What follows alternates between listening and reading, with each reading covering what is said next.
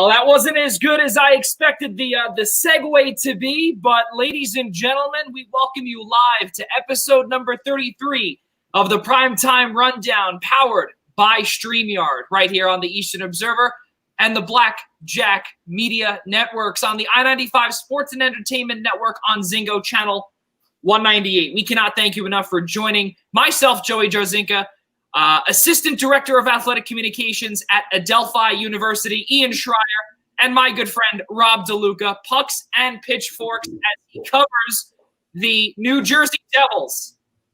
Guys, how the hell are you? It's been a long 2 weeks since we've spoken about hockey. We've spoken about football, basketball, baseball, every little thing. But I have to just do one thing here. We did it off camera. And even though it's done, even though the run is over, we have to say that it was a fun ride because Ian and Rob have gotten to see not only a Stanley Cup final, but they've also gotten to see numerous Eastern Conference finals. And they've gotten to see either their team win, their team unfortunately fall. But I can now finally say, and I can join the group of viewers and fans out there that have witnessed a cup final or a conference final, excuse me. Haven't seen a cup final yet, but conference final. So I'm beyond grateful to be in that conversation. Fellas, so how are we? I'm sorry I interrupted. We're doing well here, Joey. Great to see Rob on here again with us, and looking forward to talking a couple hours of good sports with you guys. It's been a great hockey playoffs, getting down to the nitty-gritty here in the final couple of weeks of baseball season, so I'm really looking forward to it. Yeah, it's always good to be with you guys. Great show, and we're gonna have a lot of fun these next 2 hours because the only benefit of this whole pandemic situation is that we have gotten the glorious benefit of all four sports at one time. Yeah. It's very funny because I think, what was it, last week we got to see, or last Thursday, was the first time, I think, in history, in sports history, or in American sports history, rather, where we were able to see the NFL, MLB, NHL, and the NBA all at once. And that was probably the coolest thing to be able to see. And Rob DeLuca knows the man cave that I have down here. I did not get a chance to do some viewing that Thursday night down here because it was such a nice evening. So I had to be outside and watch out there. But folks, ladies and gentlemen, as you can see, we do have a little bit of a new background. It's the same colors, it's the same everything, but we added a couple of little touches here. So this show here is presented to you by Black Cats NYC. Who are they? That is Andrew Giordano, who is the leader of the Black Cats NYC music group. Please take a peek at their newest hit single, Dirty Little Hipster. That is what you heard just before we got things started. Black Cats NYC, Dirty Little Hipster, newest single, is available now on Apple Music, Amazon Music, YouTube, Pandora, SoundCloud, Spotify, and Deezer as well. So please definitely take a peek at them. And definitely I would say get the song because it's pretty good. And on top of it too, it is our opening song. So you could just think of our gorgeous faces coming on right after you're done listening to the song. That is pretty good stuff. And I see I didn't get Rob DeLuca's reaction out of that, but I see the pandemic has taken a toll on him on that front. Fellas, let's get into this because the amount of sports and the amount of topics that we've missed out on in the last couple of weeks is monumental already.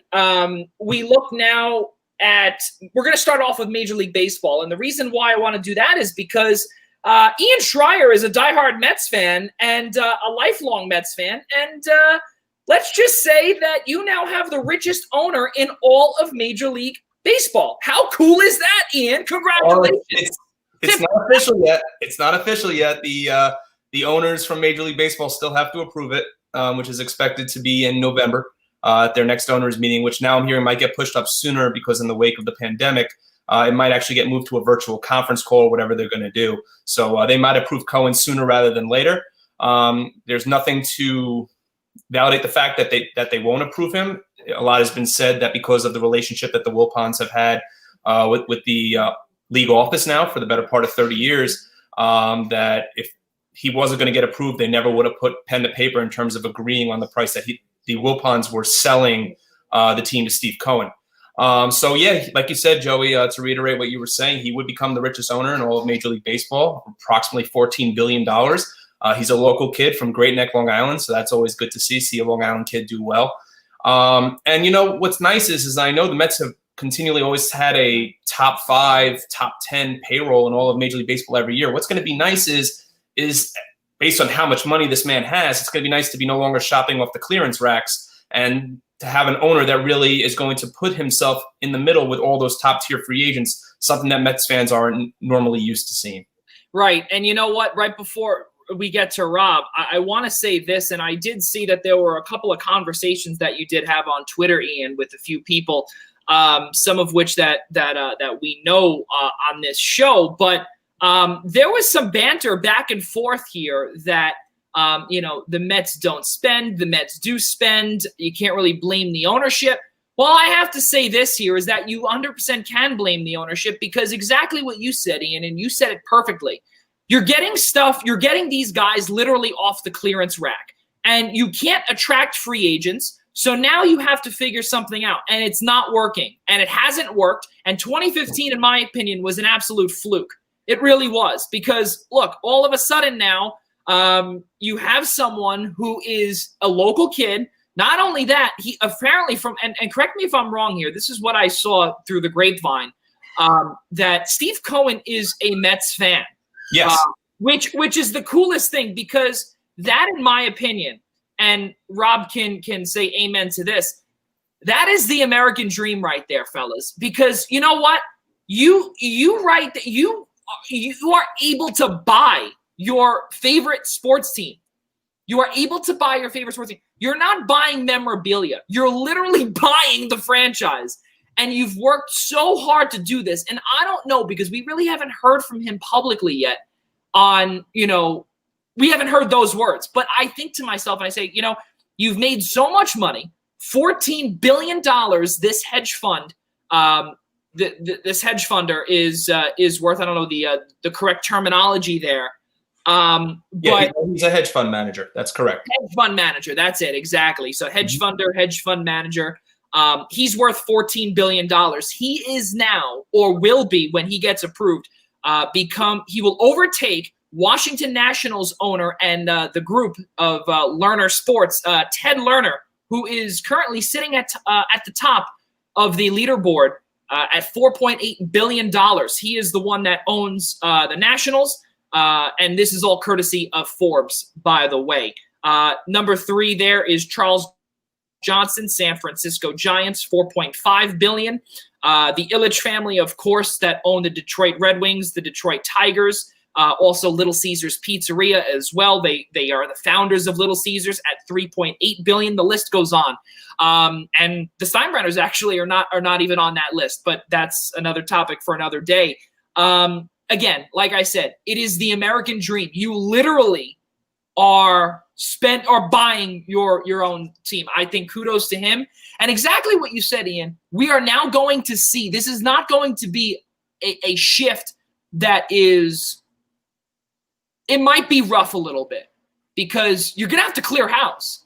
The culture needs to change, and he's going to put in his own culture. And I'm assuming, as a diehard Mets fan, that he is as well. And something I could say that you could probably attest to is that the culture needs to change. The clubhouse needs to change from top to bottom.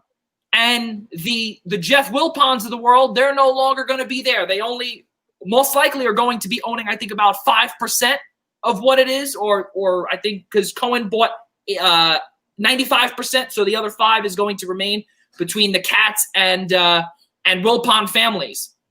That's correct. But one thing I want to jump back to with regards to what you said about 2015, I don't really want to call it a fluke because at the time, what was really built off that team and those successful teams in 2015 and 2016 was the fact that maybe they weren't going to score a lot of runs, but they were anticipating the fact that pitching wins championships, and we're going to go off one of the strongest rotations in baseball, or what we hoped was going to be one of the strongest rotations in baseball to lead the Mets to a championship. Remember, at the time, you had the big four. You had Matt Harvey, who before Jacob deGrom was the number one. Yep. Then you had deGrom, Syndergaard, which actually was the big five, Wheeler, and Matz. So they were hoping that they were going to have 10 to 15 game winners, if not a 20 game winner in that rotation. And just those five guys alone were going to lead them to a divisional championship. Obviously, Harvey had Tommy John surgery. Syndergaard's now had Tommy John. Same with Wheeler. Matz has torn his rotator cuff. The only guy who's seemed to stay healthy, even though he's had Tommy John, has been Jacob deGrom. Yeah. So I wouldn't so much call it a fluke. They went out, they got Cespedes at the 2015 deadline. They were talented, and they had the pitching, and they had the starting pitching, and they had the bullpen to get there. But what happened now is the fact Harvey obviously was never the same pitcher after 2015. Yeah. I guess Zach Wheeler has refound his game to a certain degree in Philadelphia. They're still waiting on the Steven Matz that they saw from 5 years ago. His shoulder still has never recovered. So, yes, there needs to be a change. A lot of the discussion that I had on Twitter that you were alluding to, Joey, was the fact that Mets fans no longer have an excuse for the fact that they don't have an owner that doesn't have the money to spend. The Wilpons are giving the team or selling the team to Steve Cohen with over $100 million in debt. That's something I didn't know until just recently, that they were over $100 million in the hole. So it's understandable to a certain degree why the Wilpons didn't spend money. Remember in the 2006 offseason, they went out, they got Carlos Beltran, they went out, they signed Pedro Martinez, they went out and signed all these premier all-stars to make a run at a World Series. They had the money then. Then in the wake of the Madoff scandal, they lost all this money and somehow we're $100 million in the hole. So Mets fans now really don't have the excuse when you're now going to have the richest owner in baseball to say, well, now this owner has to sell the team. It's either win with this owner or who knows when they're going to win next. Yeah, I do have to say, yeah, that is fair. That is fair. But right now, though, again, when you're spending money and you're spending it on a guy like, obviously trying to get Edwin Diaz, they had to take on Robinson Cano. It happens. And that 10-year, $200 million or $300 million or however much that contract was worth, Rob DeLuca, I got to ask you this. With Steve Cohen being the new or preliminary talks, which it's in writing right now. Yeah, Steve Cohen being the richest owner in baseball, do you agree with Ian there, or is there something that the Wilpons did right? I mean, I'm not a Mets fan, so I can't really speak from a personal experience on how the Wilpons have just made Mets fans feel like garbage for the past X amount of years. Like, at some point, you got to say why, and just keep saying why, and essentially when will this nightmare end? And now Mets fans finally have a light at the end of this egregiously long tunnel. And I have to say, Joey, I might agree with you a little bit about 2015. It was like this team looked like they were primed and ready, especially after that run. Fell a little short against the Royals, but nevertheless, they seemed ready to go. And then just complete fallout and nothing ever since. Well, that's why I don't want to say fluke. Maybe, well, I mean, it would be the same exact terminology, would just be flash in the pan, because, unfortunately, exactly what Ian said, where Matt Harvey did have Tommy John surgery. He was never the same. And then also a lot of guys, who did you have there? You had, I believe, Daniel Murphy was signed by Washington in a free agency deal. Mm-hmm. So, at the time, they didn't want to retain those guys that were, I don't want to say didn't want to retain them, or let me rephrase that. It's not did not want to. It's maybe they couldn't afford it. They didn't want to, I would say. But they could have retained Murphy, Joey. They could have retained Murphy. They extended him a qualifying offer. What you have to remember is a lot of Met fans really, despite the incredible postseason that he had in 2015, threw the book at him because of his lapses out in the field on defense. Right. That was really the key to it, was the fact that he was a defensive liability. Now, granted, they went out there and replaced him in-house with a guy like T.J. Rivera, who could never stay healthy. They were hoping that they would get a guy like Ahmed Rosario up there a year sooner. But even looking back in hindsight's always 20/20. I mean, they should have retained Murphy. They extended the qualifying offer to him, which he really kind of said, I'm not going to accept this because I know I can get more on the market. And Washington gave him more, and that's where he went. Yeah, it's definitely sad to say. But I personally do believe, and especially now, that things will be heading back in favor of the Mets. And not only that, too, guys. With everything going on here, and also we have extended the invite also to a lot of Islanders fans. I do apologize, Ian and Rob, but a lot of the Islanders fans that do watch this show, they are Mets fans, so they do appreciate listening to this. I do believe personally that this is the biggest sale in MLB history, because on Monday, September 14th, just 5 days ago, which for some reason felt like an eternity ago, 95% of the Sterling Mets was bought for $2.4 billion to a Mr. Stephen Cohen. He now becomes the richest owner in Major League Baseball, pending approval of the other 29 Major League owners. Do not forget as well, we bring up, or I bring that part up with the Mets because as Rob said, the light is at the end of the tunnel. I just personally don't think that it's going to be similar to a transition like how it was for the Islanders, fairly smooth, where it was you're going to go to get a Barry Trotz like coach, and then also a general manager and president of operations, where you can completely turn or shift the culture. I don't know how that's going to work in baseball. Do you guys agree with that or potentially disagree? Because the amount of, I don't want to say a cancer in there, because listen, you have also as a special assistant, and who I don't think has ever left, Omar Minaya. Ian Schraier, how long ago was he your general manager? Well, he's been involved in the system even before he was general manager. I don't know the exact history behind Manaya's involvement with the Mets, but I think they go back even back when Steve Phillips was the GM back in the early 2000s, followed by Jim Duquette, and then Omar Minaya became the general manager. But it really goes back to who Steve Cohen is going to have as his GM. Is he going to keep Brody Van Wagen in there, or is he going to look elsewhere? That's a question. Also, remember one thing. The Mets sale almost happened in January. Yeah. The issue was that Jeff Wilpon said, I wanted control of the team for 5 years, and I want your money to do it. So Steve Cohen said, I'm out. I'm not going to give you however many billions of dollars to buy your team, and then you're still going to make the decision to phase out after 5 years. And as a result, Steve Cohen was going to buy the Mets for $2.8 billion back in January. Jeff Wilpon actually cost his own father and uncle $375 million as a result of it. Well, you see that, and you know what? And the crazy part is that, Ian, you have a daughter. When you say, you cost me some money, you cost me whatever. Let's hope it wasn't worth $375 million, what she may have cost you if she broke something or whatever the case may be. If my daughter cost me $375 million, I'm not even sure she'd ever be able to leave her room ever again. Oh, man. Yeah, listen, you know what? I mean, I can only imagine what Fred would say to Jeff. I don't know how you say that to your son, because that's really not a little boo-boo when you make a $375 million mistake. So again, he now becomes the richest owner. $14 billion is what he's worth. But also, we were talking about, as we shift gears here, guys, the MLB postseason is coming up in the next couple of weeks. This is big news here because let's not forget, we spoke about the bubbles. We spoke about what Jeff Passan spoke about on an interview with Barstool.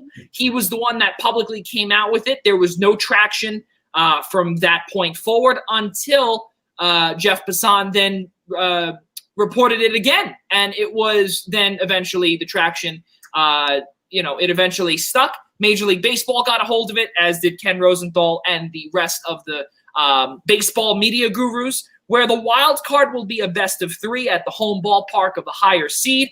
And the divisional series, AL and NL, will be a best of five, as always, The American League will be played. The ALDS will be played in San Diego, and the National League, the NLDS, will be played in Houston and Texas. I do apologize. I forgot that. The American League will be played in San Diego and the Chavez Ravine, Los Angeles Dodgers home ballpark at Dodger Stadium. And then the League Championship Series, AL and NLCS, the best of 7, as always. American League will be played in San Diego, while the National League will be played in Texas, in Arlington, their new ballpark. And the World Series, again, best of 7, will be played at a neutral site for the first time in Major League Baseball history. All games are to be played at Globe Life Park, the home of the Texas Rangers in Arlington, Texas. So, guys, now we finally have a bubble. Major League Baseball is we're starting to see a lot more negative cases, which is a good thing. We're not seeing as many positives. But what we're starting to see now is a little bit of stability in terms of games being played. Yeah, I mean, this is definitely the right move by baseball, because just recently the San Francisco Giants had a small tiff with a positive COVID case, so they lost a series over the weekend, and they'll have to reschedule that within this time frame. And the time frame is getting real close here. It's becoming very close to whether or not every team will play 60 games or not, but that's a discussion for later. But yeah, I think the bubbles are a great idea, because you have to look at what happened over the season, and you can see the success of the NHL and the NBA bubbles. There is zero reason not to do this. The interesting part of it is that the AL is going to play in a National League ballpark, and the National League is going to play in an American League ballpark. So this will make for a very interesting playoff. I don't think there's too much to add other than what Rob just said. Yeah, I was going to say the exact same thing. I love the fact also it's being, with the exception of the wild card round, it's being contained to 2 different states. It's staying within Texas and California, so I think that's also great. We've seen it work throughout all of the professional organizations that have so far run with a bubble, like Rob said, the NBA, the National Hockey League. And I know Nick Partain, my soccer buddy, isn't here with me, but also Major League Soccer did it too. So we've seen it where it works, and it made all too much sense for baseball to follow suit.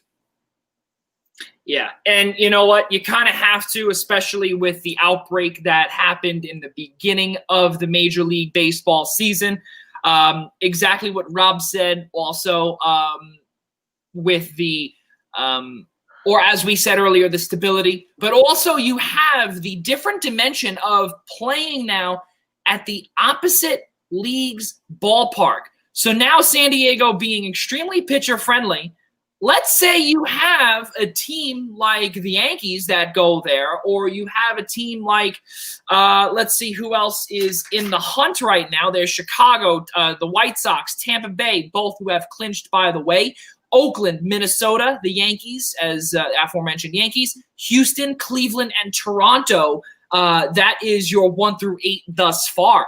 And then on top of it, guys, exactly what the two of you said is that there now becomes a lot of thinking, a lot of work that has to be put in here you now have to, what's the word that I'm looking for? Adapt to your new surroundings, and you're not playing at your home ballpark.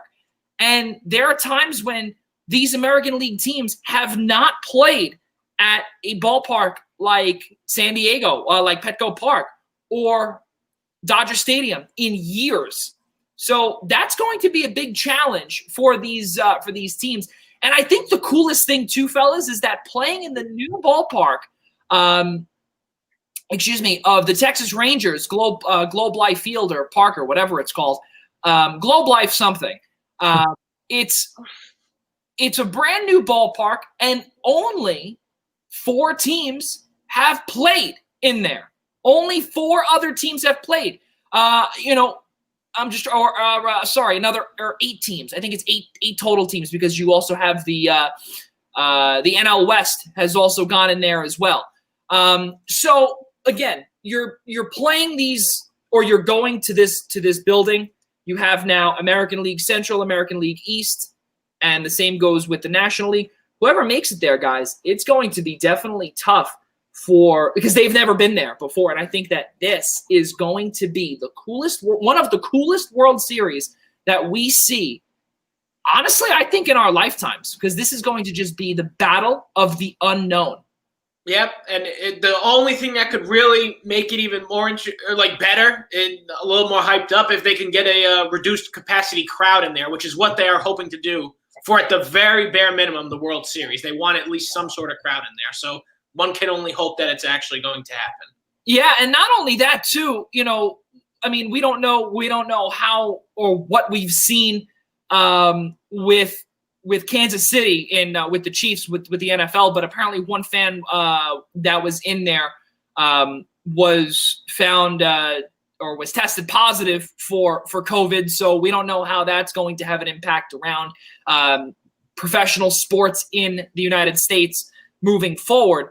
But Ian, what do you think about playing at a neutral site for the first time in Major League Baseball history, and especially you as a diehard baseball fan? What are your thoughts on the analytics part of this and how this plays a big role in a neutral site, especially at a brand new ballpark that just opened 6 months ago?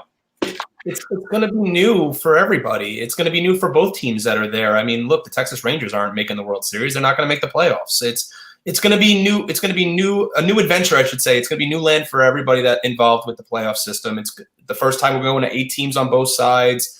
I like it. I think that, ask the NBA players in Orlando, ask the NHL players in Edmonton and in Toronto how they've adapted to a new style, a new system, a new everything in the wake of COVID-19. I don't really have too much of an opinion on it. I just think teams are, like Rob said, are going to have to adapt.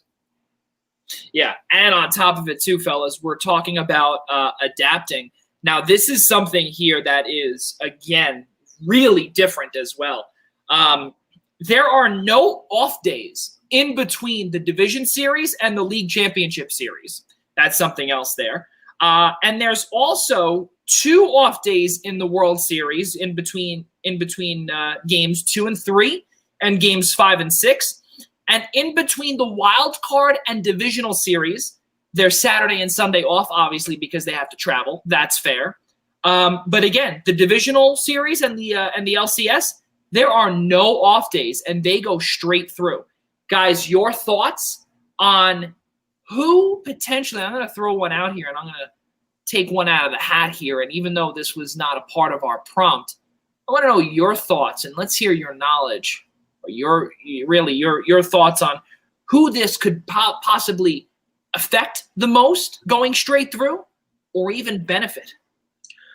I got to say – I think if they get there, I mean, because they're technically not clinched yet, although it looks good. The New York Yankees have had one off day in, I believe, the past 2 weeks, and they don't have an off day for the rest of the season. They have the month of September, I think, brought them 2 off days at most, and I could even be overselling it there. So they're used to playing for long stretches right now in a crazy season like this. But then again, at the same time, this is also baseball. So teams are, for hundreds of years, teams are used to playing every single day without a break, and even when they have to travel and stuff, there's not off days sometimes. So I don't know if there's any benefit per se or effect. The effect will come in after the wild card series when they do have to go travel, but they get the off day, which is very important. So it'll be interesting to see, but just in a little biased standpoint, I guess I would say the Yankees, who literally just haven't had any off days other than Monday in what feels like a month and a half, because they've had to make up all these games in such short amount of time. That's how you could reach something like that. Yeah, teams like the Cardinals as well, teams that have had so many games postponed and have now had to make them up and lose all of their days off that were set in on the calendar. Ian Schraier. That's a good question, and I think Rob answered it pretty well. I would say teams that also maybe have not been there before. That's it's something that's a little new for teams like, say, the San Diego Padres, the Chicago White Sox. These are teams that have not made the playoffs in the better part of a decade, if not more. The Miami Marlins is another one to loop in there. Teams that just don't have that playoff experience. There are certainly question marks in both rotations. I mean, certainly the Clevenger move for San Diego is a big help to help improve that starting rotation. But these are teams that are, like Rob said, and you said, Joey, are not going to have any off days. So your rotation needs to be on point, even more than your offense. Because as we said, pitching wins it's in the World Series. It's in the playoffs where your pitching wins you championships. And teams like the White Sox and teams like the Padres and teams like the Marlins that have question marks surrounding their rotation and are still winning games right now need to go 5, 6, maybe even 7 days in a row. Don't forget, too, fellas, just by looking at some of the rosters here, I personally believe that this will affect the following teams. I believe this is going to affect the New York Yankees. Why? Because right now you have a 1 through 4 that is a lock, I'd say. But clearly you're going to have to go with a 5-man rotation. This is something that we have not seen in the playoffs in a very long time. And for as long as I can remember, I know last year when the Washington Nationals won, it was Max Scherzer, Steven Strasburg, Patrick Corbin, Sean Doolittle, Tanner Rainey. But also, don't forget, you also had Daniel Hudson as well. So you had basically 6 guys that would just keep going. But you also had a couple of travel days where maybe you had a day off here and there. Now you have to go literally 5. You have to go almost 2 weeks straight with no off day. So it isn't like college baseball either, Joe. You really can't run. You can't have a day in the MLB playoffs where you could really run like a Johnny Holstaff out there. It's not like you can have a day where you can run an opener out there that could pitch you 2 or 3 innings and then maybe throw your starters out there. Every game is just as vital as game 1 is in the playoffs. And you don't have that luxury. Right, exactly. So not having that luxury to be able to rest these players, to be able to say, all right, well, it's going to be on 3 days rest, it's going to be on 4 days rest, whatever. No, these guys are going to be on normal 5-day rest like it's the regular season. And again, looking back to what I was saying about the Yankees right now, guys, it's Garrett Cole, Tanaka, J.A. Happ, again, another problem, Jordan Montgomery, and Devi, I can't say it. Maybe yeah.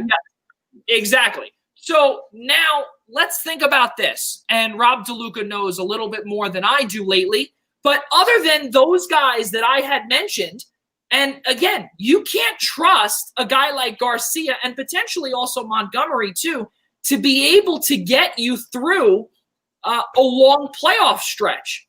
I don't know how that's going to work. And again, you only have 4 starters. You only have 4 starters. You did not make a move at the deadline. And now with seeing this is going to hurt the New York Yankees. This is also going to hurt them. Why?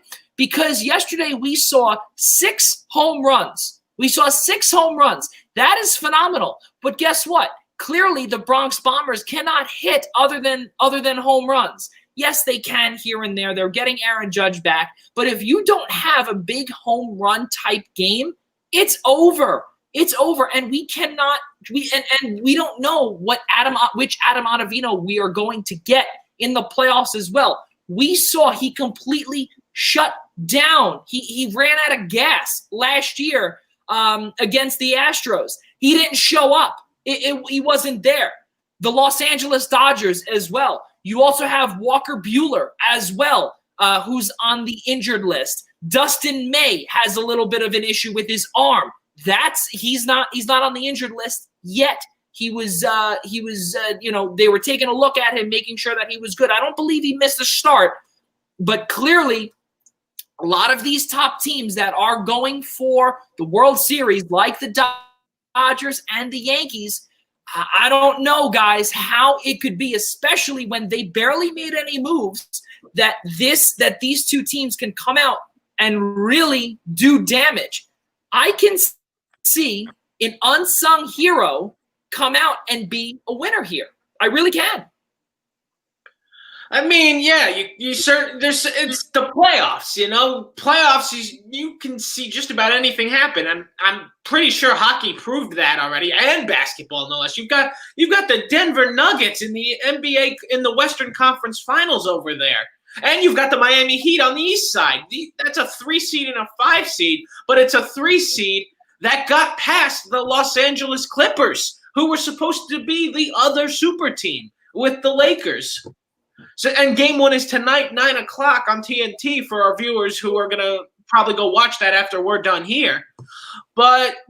And then in hockey, you've got the Dallas Stars in the Stanley Cup final. This is a team who was written off when this bubble started. Like, they're going to clearly be the 4 seed, and they're going to get bounced once the first round starts. And I will say, I was certainly one of those people who faded them. Yep. I faded them every single round until the conference final. I'm like, you know what? They're still not going to win, but it's going to go 7 games, and Vegas is going to take them down. And then the Stars win the series in 6 games. Like 5, I think it was, right? It was 5. It was 5. It was 5. Yeah, no, it was 5. 5 games. They dismantled the Vegas Golden Knights. So I think what that just says here about baseball is that, yes, an unsung hero really could pull this out here. You could see someone like Minnesota, who has a lot of power hitting this year, finally have their moment in the sun. The Chicago White Sox, for the first time in 12 years, are going back to the playoffs, and they might have their moment. You know, Joey, it's just like there's that one chance for that one shining moment. You gotta, you gotta make sure you didn't steal something from CBS by saying one shining moment right there. Oh, I hope that's not copyrighted. You know what? Well, let's give Luther Vandross a call right now and see if he approves of that.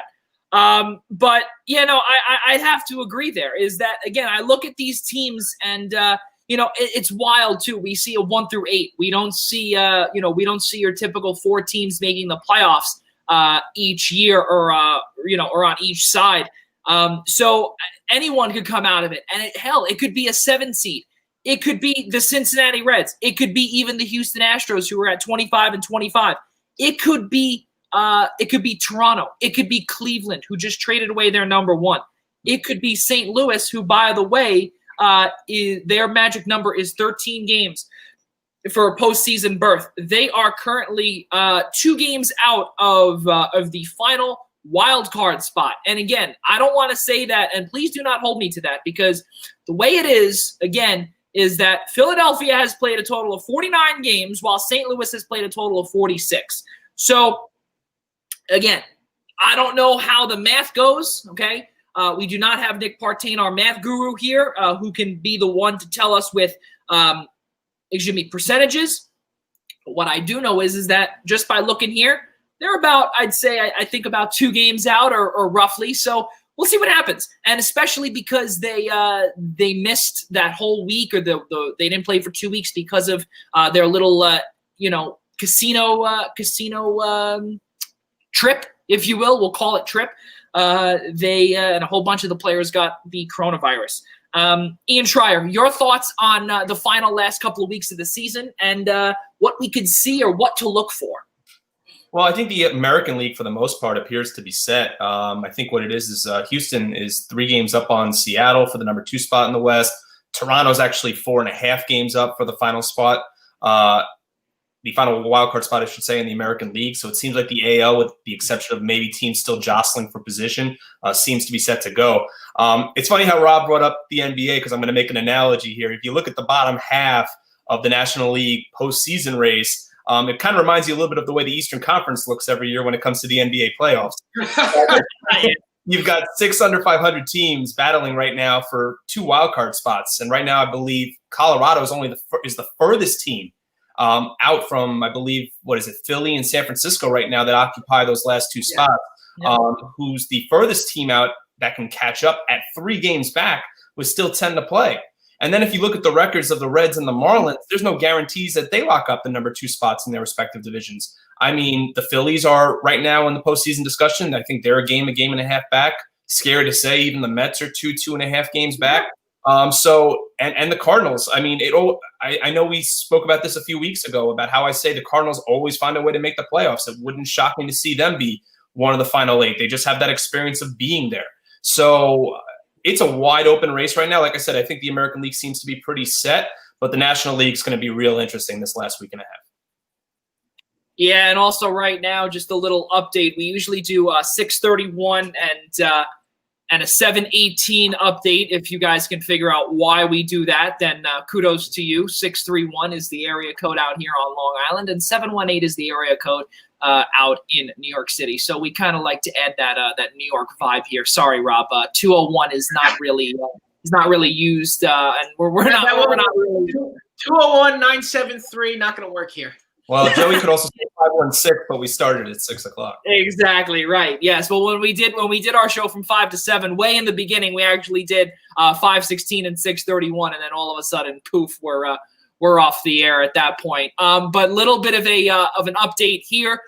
Cardinals Pirates, the first game of 2 this evening. They currently lead. The Cardinals currently lead the Pirates 6-5 at the end of 6 full innings of play. The Philadelphia Phillies right now have a 7 spot over the Toronto Blue Jays in another doubleheader here. The front game of the doubleheader, 7-0 Phillies and Blue Jays, end of 7, or in other words, in 2020, the final of game number 1.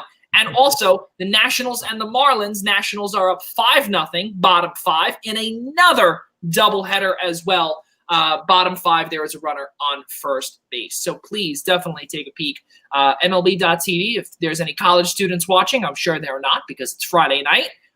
Be sure to activate your MLB.tv account because it's free for all college students this year. Pretty cool. Joey, here's an interesting little tidbit we can run. You said it was 7-0 Phillies over the Blue Jays, right? Yes. Did the Yankees break them after this past series? Like, are they completely rattled? The Yankees put up over 40 runs on them in that 3-game set. They had 42 runs, 19 home runs, and now Phillies going into their ballpark and putting up 7 on them. Yeah, it seems like a lot of questions to begin with respect to their rotation, and it's clearly showing. I mean, they went out there and made a couple of deadline acquisitions, but yeah, I mean, their little second place. They had a second place stronghold, and it's gone. Yep. It is completely gone. The Yankees have overtaken it. They've won 8 in a row with almost no signs of slowing down right now. They've got 3 against Boston this weekend, 3 of which the Yankees absolutely have to take all of them if they want to assure their playoff position, as well as try to get that home field over Minnesota, if not catch the Tampa Bay Rays for first place. Yeah. Really, really crazy stuff to watch for in the next couple of weeks. It's going to be a fun battle to the finish line, fellas, because Major League Baseball is back, and it looks like, again, as we did say earlier at the top of the hour or in the first part of this segment, Major League Baseball is here to stay. And as we do say, why do we say that? Because the stability looks like it's finally here. Once we hit the bubble, I would say the way NBA and the way the National Hockey League look as well, it looks as if we will see stability throughout the whole way until the Commissioner's Trophy is presented to a winner. So really, really good stuff there, fellas. It's time. It's time to discuss the greatest sport in the entire world. And we do it one more time.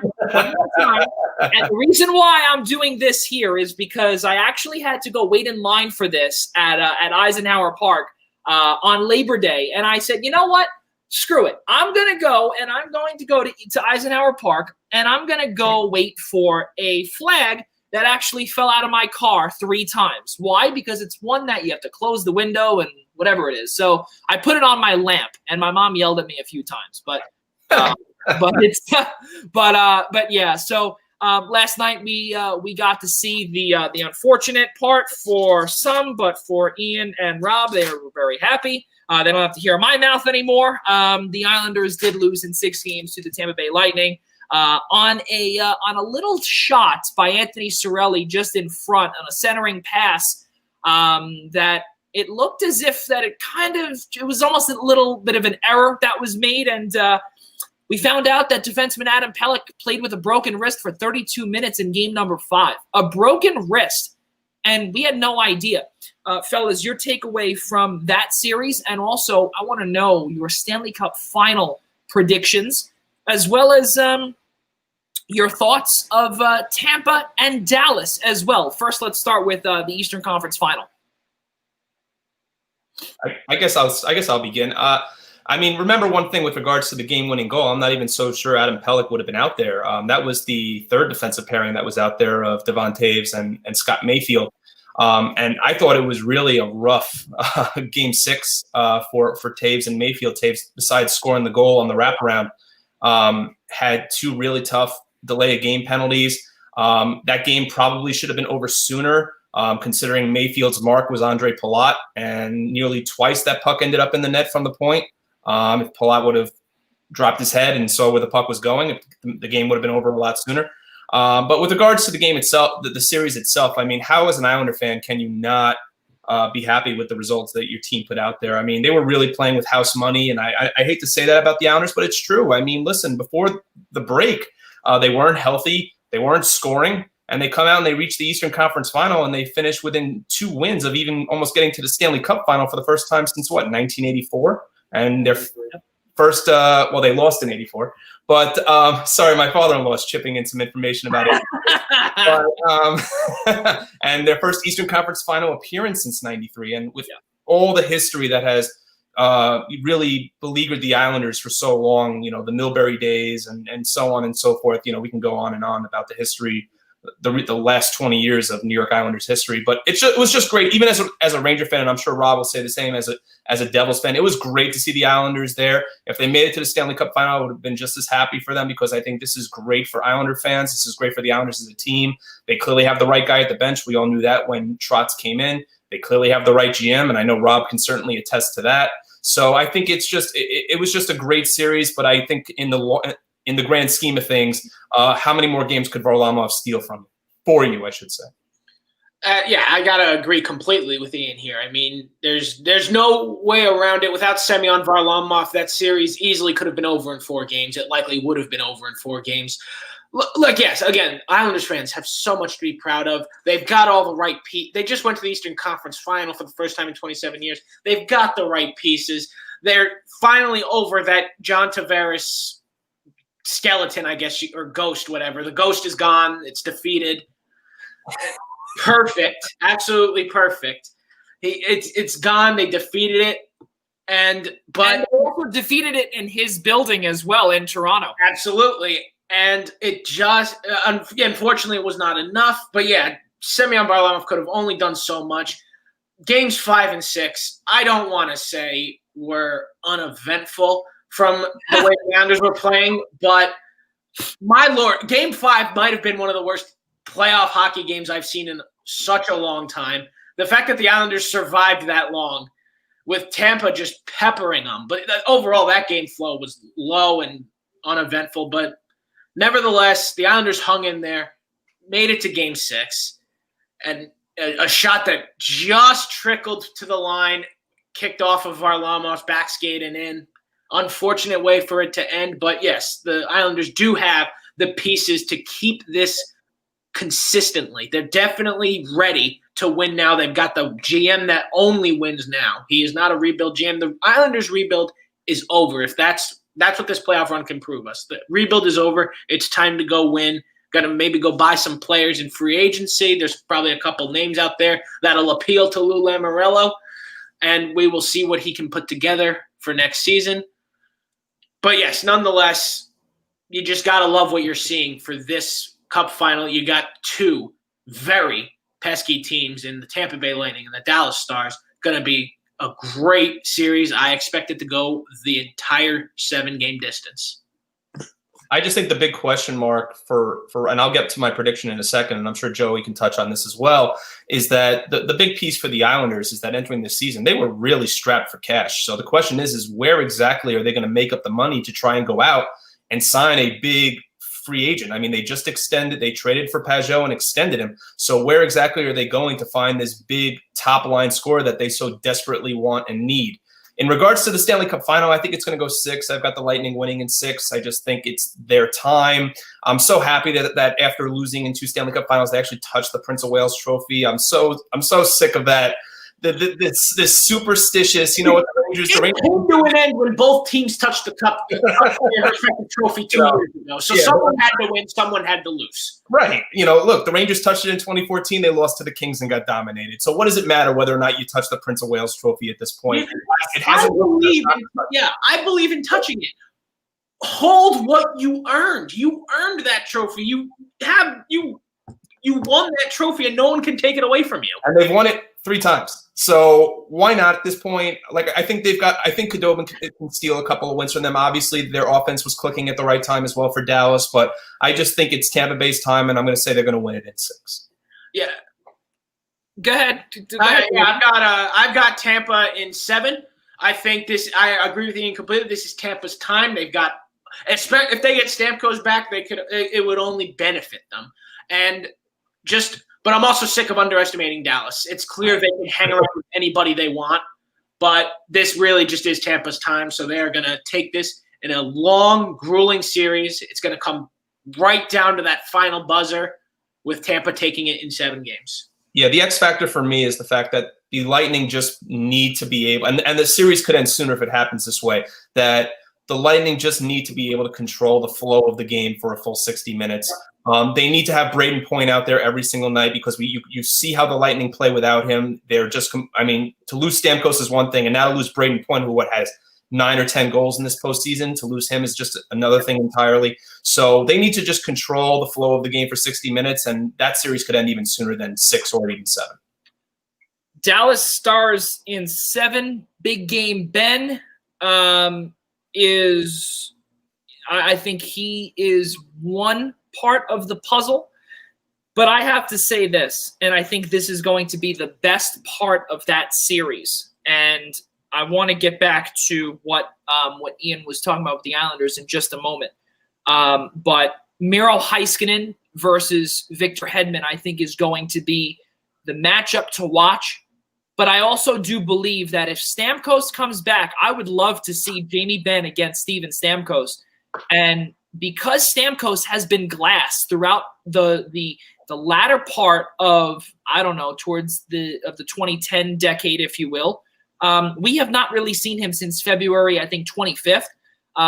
He aggravated an injury, I believe, right after he got surgery. He was bound to play, or he was supposed to be playing in the bubble. That did not happen. But he was there the whole time. He came out yesterday. Apparently, Victor Hedman did say last night, I believe, to Pierre Maguire on NBCSN that they were told to wait for their captain. They were told to wait because he was coming down from the press box, from the stands, wherever it was, he was there. I look at the X factors here, and I want to talk about the second line, which is all of a sudden Dennis Gurianov, who has 17 points. He leads all rookies in points. And then you also have a man like Joe Pavelski, who is all of a sudden he's come into his own. We're starting to see the big Pavelski start to look like the old Pavelski, no pun intended, even though he is closing in on 35 or 36 years old. He just signed in Dallas. I really do believe that it's his time. And I think that with one little ding to Braden Point or Steven Stamkos, this team, it's like a seesaw. It will go flying off. It'll go flying off the seesaw where it will be in favor of Dallas. And I think that right now we are starting to see the way that Dallas has been playing. Kucherov is completely lost without Braden Point or Stamkos in the middle. But I think Kucherov is also to a certain degree, Joey, has gotten very unlucky. Yes. The number of shots that he peppered Varlamov with, which nights are probably in the back of the net. I don't think it's so much that he's had bad games. I just think he's flat out getting unlucky. He's unlucky. Yeah, and we saw it in game number 2 where I believe he had, I think it was like 7 or 8 total shots, and he also had the game winner with that last minute or last few seconds in game 2 of the Eastern Conference Final, where it was a pass right through the middle, right through the slot, and it was just a disaster moving forward. I almost blacked out at that point and don't really remember what happened there. But Jamie Benn, 3 goals, 2 assists, a +2 rating, and 13 total shots in the series against Vegas. He looked fantastic. As we did say, Hedman and Heiskanen, I think that's going to be great. And I also believe that we are going to see Victor Hedman cool down just a little bit because the defense in Dallas is I would say, the next level up, from the Islanders. Going back to the point from Ian Schraier with the Islanders and being cash-strapped, the Islanders right now, they are looking at the possibility of receiving, and this is really the scary part too. There is a realistic possibility that Islanders fans do not want to hear, but there could be an offer sheet written for Matthew Barzal. And you possibly might see it. I really do believe that there is a real possibility because unless he takes a Brock Besser-like deal, which I don't believe that's what Lou Lamoriello wants to do, unless he is able to get rid of Andrew Ladd's contract, Nick Leddy's contract, or Johnny Boychuk's contract, 1 of 3, 2 of 3, whatever the case may be, there will be an offer sheet signed for one of the 3 in Barzal, Devon Toews, and or Ryan Pulock. Those 3 players, in terms of the restricted free agency market, I believe that they are in the top 10 in that. I'm just trying to think right now as we ask our friends from capfriendly.com. The other one would be, again, not even close to where it would be. Matt Murray, Sam Reinhart, Brandon Montour, Ryan Strome.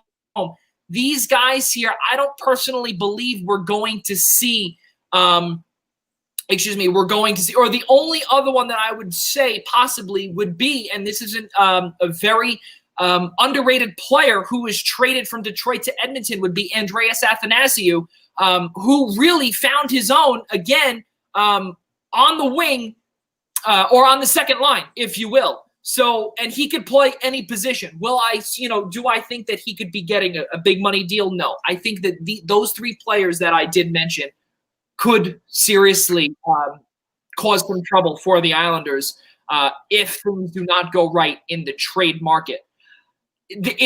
There's no doubt about it. I'm sorry to interrupt you. And there's no doubt about it that the team that we saw yesterday, that was the last time that all of those players will be on the ice together. It's not going to happen next year.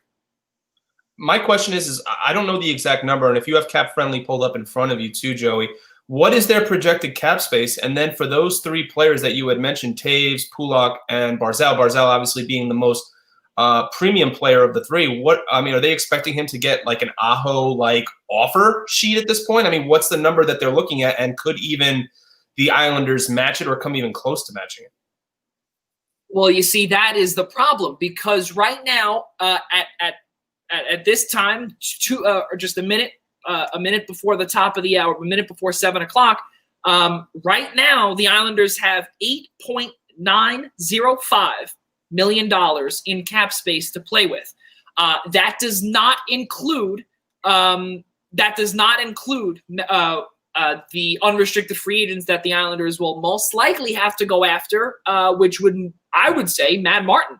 You're not going to be able to re-sign Tom Kuhnhackl at $700,000 because I think every little bit of change is going to be used towards Matthew Barzal. He is your cornerstone. And I think now, as we did say, this deal with Andrew Ladd is really hurting them so much because now you would have about $14 million that you'd still be able to, let's say, pay about $9 to $10 million for Matthew Barzal and still have some money left over to, I would say, stretch it a little bit for Ryan Pulock, potentially trade Nick Leddy. You're not going to be able to trade Johnny Boychuk at full $6 million and a no trade clause. It's not going to happen, and he also has about 4 more years left on his deal. It stings. There's a lot of work to be done, and I think also when we do discuss this, again, on Friday, October 9th, fellas. It's going to be a ton of fun because that is going to be episode number 36, our free agent frenzy show. I don't know how long it's going to be, but I cannot wait. If you guys can come, it's going to be tons of fun. We're going to have some guys that have been on the show before, and also some professional writers and play-by-play guys who will be on here as well, giving their contributions to free agency frenzy. So after that long spiel, Ian, I do apologize because we have gotten off topic there. But there is so much work that needs to be done, and $8.905 million is not a lot to work with when really all of that is going to go, you'd figure, to Barzal alone. Well, the other piece of it is if a team also ends up offer sheeting. I mean, I know there's been rumors. I mean, they're weeks old rumors at this point that, like, oh, would the Rangers think about offer sheeting Matthew Barzal? But do you also want to forfeit the picks as a result? That's the other question mark too. I mean, I know the Rangers have stockpiled a ton of picks over the next couple of years, but the question mark remains. I don't think there's much truth to it, but I definitely think that you're going to have teams that are going to offer sheet Barzal, no question about it. There's no doubt about it. And not only that, too, you also have to look at the cap space problems for the New York Rangers, where really, by rights, they should have about $20 million in space, but $7.494 million of that is a part of the buyout, thanks in large part to Kevin Shattenkirk. So $7.95 million, you could realistically offer sheet him, but again, would you be willing to give up 4 first-round picks?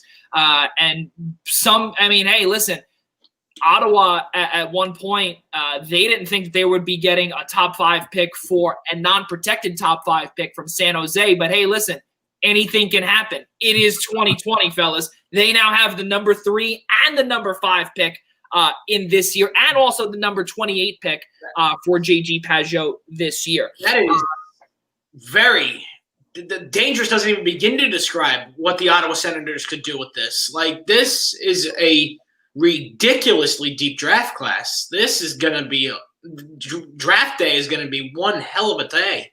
Yeah, and on top of it too, let's not forget about draft day, guys. Free agency frenzy is going to be a great day as well, because as it always is in hockey, we also have a lot of players that potentially we may not think are fits, and all of a sudden they make their rounds in there. I want to say this as well. You were talking about Ottawa. They also have to get to the cap floor, and I think they're about $35 million, or if I'm not mistaken, about $20 million away from the cap floor. So we're probably going to see a lot of movement there. They're not ready to take that next step, so we could potentially see some injured reserve players, potentially those long-term IR guys, be swapped there for picks or for a late pick or whatever. We could see maybe I believe who's down in Arizona? It's Marian Hossa, I believe has 1 year left. And we saw obviously with Ottawa just last year, they had Ryan Callahan, they had Marian Gaborik. I think they still have him there. Clark MacArthur, who just unofficially announced his retirement over Instagram. Yeah. So. They've got a ways to go. I mean, when they let Pageau go, I mean, we knew that they were in full rebuild mode, and they're still a while away. But I mean, the fact they're going to have 2 top 5, 3 first-round draft picks is pretty incredible. It'll be a fun time in Ottawa. I'll say it's a fun time in Ottawa for drafting wise. Yeah, but they're a while away from being competitive again. It was 2016 when they were in the conference final, and from then on, it has just not been a fun time to be a fan of the Senators. 17 days away from the first round of the National Hockey League entry draft that will be taking place virtually. We'll most likely be seeing it on NBC Sports Network, but unfortunately, we were actually supposed to be there. I was supposed to be there this year in Montreal. Would have been a fun road trip, but unfortunately, again, 2020 came through and things hit the fan. So let's keep moving forward in hockey, fellas, because look, we're already 5 minutes past the top of the hour, and we always get sidetracked. We always get, it's a fun time, fun Friday night to speak about sports, fellas. How about a new division rival once again? It's been a few years since we've heard the name Peter Laviolette in the Metropolitan Division, but he is now at the helm of the, drum roll please, Washington Capitals. Guys, I'm going to start this one off here because I've just been spewing diarrhea out of the mouth, and I know that's what our fans are saying as well. It's very evident that they messed up with Todd Reirden. There was no experience. When you have a team that's ready to win now, you need experience. This is a fantastic hire. Who wants to take it next? I will, because I have a lot to say about this. I apologize, Ian. But No, that's all right. I've got things to say. Because, and I do know this for sure, he was hired by the New Jersey Devils. It's not that talks fell apart and they didn't hire him. It was done. But then he jumped the gun, and apparently it turned into wanting the Babcock contract in terms of years. We were willing to give him the $5 million a year that Washington just paid him. But instead of doing it for 3 years like he agreed to in Washington, he wanted 8 years in New Jersey because he knew it wasn't going to be a quick win right now, right away. So he wanted the security if things went south. But that being said, that's just my little rant on that, on me being annoyed that I'm stuck with Lindy Ruff, who I'm giving the benefit of the doubt for now. But nonetheless, this is absolutely an amazing hire by the Washington Capitals. This is a coach that really only is familiar with winning, especially when he first gets to a new destination. I think he's missed the playoffs a grand total of 3 times in his entire coaching career. So he definitely knows how to win games. He's definitely going to bring something to the Capitals that they had in 2018 with Barry Trotz and now don't have anymore, and are looking to get back. And the thing that they're actually getting back that they were missing, besides the winning pedigree, and like you said, Rob, the coaching accomplishments for Peter Laviolette definitely speak for themselves. But the thing that they were missing under Todd Reirden is accountability, discipline.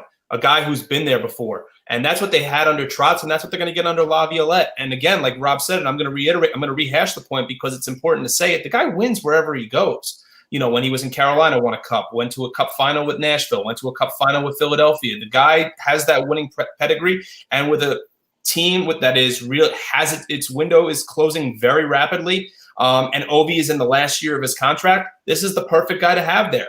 Now, my question is supposedly the fact that they did not approach Alexander Ovechkin when they hired Peter Laviolette. Now, I'm not saying you have to compare it to like when it's the NBA and whatever team LeBron James plays for at the time. Will he fit with LeBron? But Ovechkin is one of the best players in the NHL, still one of the best players in the world, and that just begs the question: why didn't they approach him about this before hiring Laviolette? I don't know. I'm curious to get your thoughts to see if that does raise some red flags. But again, this is a guy with, like we said, that knows how to win, has been there before, and certainly the right guy behind the bench for the Capitals, at least for the near future. Yeah, for me, I think when it comes to not approaching your superstar, that's how hockey likes to say their run. Look, we're the guys in charge. This is who we're hiring. Make it work. Or you can, well, obviously, Ovechkin, but yeah. But that was my point. Or otherwise, guess what? We'll find new arrangement for you. Never Ovechkin, but just case in point, like if you've got a problem, you're likely not going to win. Ownership and GMs make the decisions, not players. In the NBA, it's very clear that that's not how that goes anymore. It's very clear the superstars of the NBA have all the power when it comes to hiring coaches. And that's just not how it's done in hockey. Not that it works in basketball. They get the guy they want. The superstar doesn't complain because they got their little coach, and then they're kissing their ankles or whatever. But hockey, it's more directed. It's like, we are going to hire this guy. We think he's going to work well. Make it work. That's just it. And the best part is when you think that the end has come now, the window has closed on the Washington Capitals, it just opens just a little bit more for this final year of Ovechkin's contract. That's all it takes sometimes. That's all it takes. And now, again, we're talking about the Capitals as a Stanley Cup threat. I personally believe that the window has not officially closed, but I think that the window is cracked a tiny bit. And fellas, Braden Holtby is most likely going to be hitting free agency. Yes. He has been the rock in net for the last however many years. Let's not forget, guys, Philip Grubauer 2 years ago was named the starter against Columbus. They fell into a 2-0 hole, and then who comes in to save the day and also gets to raise their first Stanley Cup in history? Braden Holtby. He will not, I'm going to say this, unless he takes a monumentally, and no pun intended because the name of the group is Monumental Sports and Entertainment. I thank you. I know. Listen, I have to try and be the Nick Partain when it comes to puns. Okay, it takes a little while. So again, it would take a monumental talk from General Manager Brian McClellan, who can potentially persuade him into taking a hometown discount. I don't see it happening. But what I do see, though, we are not going to see a deal like how Sergei Bobrovsky got. Let's not forget, there is a flat cap in the NHL this year. We don't know what is going to be the following year, 21, 22, and potentially onward. So we could potentially see, I think, maybe a $5 million cap hit for a guy like Braden Holtby. I don't personally believe that he will be back in Washington. I can see them going after a veteran and potentially trying to try and bloom. I would say Ilya Samsonov. That's their guy.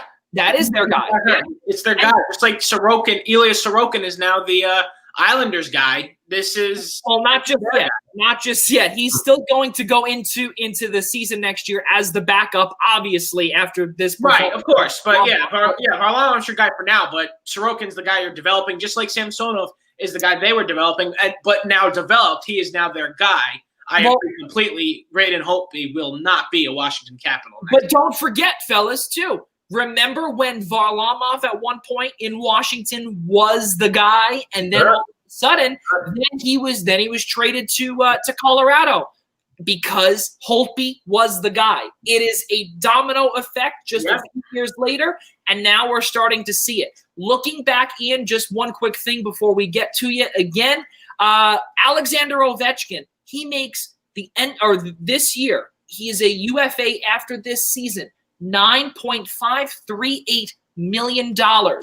Now, there were talks and there were rumors. I don't know how true these rumors are, but this is something that I did see on social media, that he wants a ballpark. He wants a raise about 10 or 11 million. Listen, you're going to be 35 years old. You have a flat cap. And if you want to be selfish, head back to the KHL. Head back home. There's the door over there. Exactly. Because I don't see a team be completely desperate, though. I'm not. Well, the problem though is, and again, I'm sure we'll be having this discussion on our special free agency frenzy show, Ian. But right now, you have Nicholas Backstrom, who's making $9.2 million, Evgeny Kuznetsov making $7.8 for the next 5 years, and then John Carlson making $8 million for the next however many years. Right. And then, you know, I think he would stay in Washington if he really wanted that kind of money. I'm saying I could see another team that might. I'm not saying would he become like another Kessel and go to Arizona, but I'm just throwing ideas out there as a possibility if he wanted that kind of money and a team in the NHL was willing to give him that kind of money at 35. I don't see it. Unless it literally couldn't be more than like a 2-year contract at that point. You can't give a guy this old that much money and also give him term, which I'm sure he's going to want. Well, but you know what though? This is what I love in the National Hockey League. Once you're over 35 years old, there's something that's called a 35 plus contract that comes into effect. So there's a lot of things that also protects the team as well when you sign a contract after 35 years old. So it's going to be a lot of fun with Washington because, as we did say earlier, the window is still cracked a tiny bit. But there is a lot of question marks in front of Ilya Samsonov because Peter Laviolette can only do so much. Can they win without Alexander Ovechkin? I don't know, but there's a lot of money tied up in a few players, as I did mention earlier. And they have some moves to make, guys. I wouldn't be surprised if we start to see center iceman from the juniors. He was a first-round draft pick just last year, Connor McMichael. And, really, he's a left-handed center. I personally believe that and even though obviously Ovechkin is a winger, we are going to start to see the youth movement. It has to happen in Washington. They can't afford it. They simply cannot afford it. And on top of it, too, if Samsonov does well next year, he could be in for a raise. Now, talk about the problems that they could have there.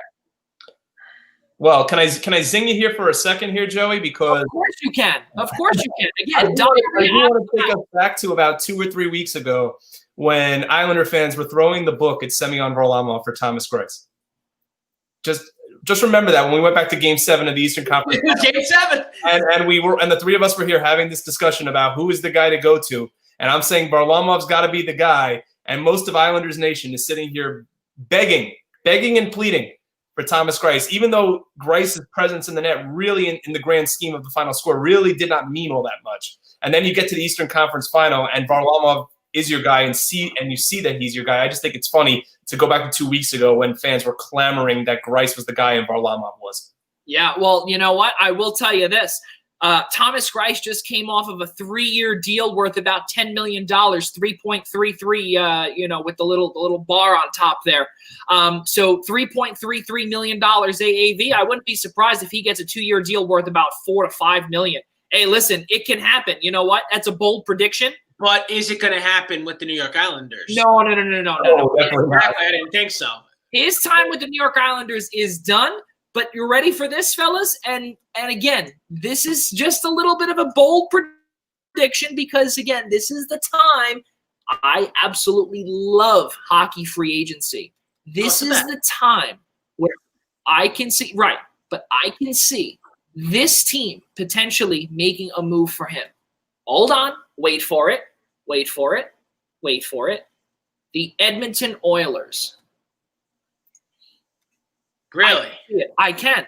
And why? Because the Edmonton Oilers cannot get out of their own way. That's the reason. No, they really can't. They really can't. So, right, they can't get out of their own way. So what makes you think they're going to make a move for him? Because they can't get out of their own way. So why would they make a smart move like that, like going for this man? Because I personally believe that Thomas Greiss, once he's done, we have seen certain goaltenders. They've gone from where they've done particularly well, and then they slowly start to fall off the bandwagon. Okay, we saw Mike Smith do phenomenal in Calgary, and all of a sudden he went downhill once he actually reunited with his old coach in Arizona. He couldn't get it done. He could not get it done. Edmonton could get it done, and I personally believe that's what I'm saying is that I think with, again, $10 million to play, I don't think it's going to be at that term because Mikko Koskinen is making $4.5 million for the next 2 years. I can see him going in there as a backup. I can, and potentially I think wherever Greiss goes, it will be as a backup likely. I mean, does he have the stuff to be a starter? It could be, but I think anywhere around the league, he's going to be a backup. Any final thoughts, Ian and Rob, before we move on to some Minnesota Wild news?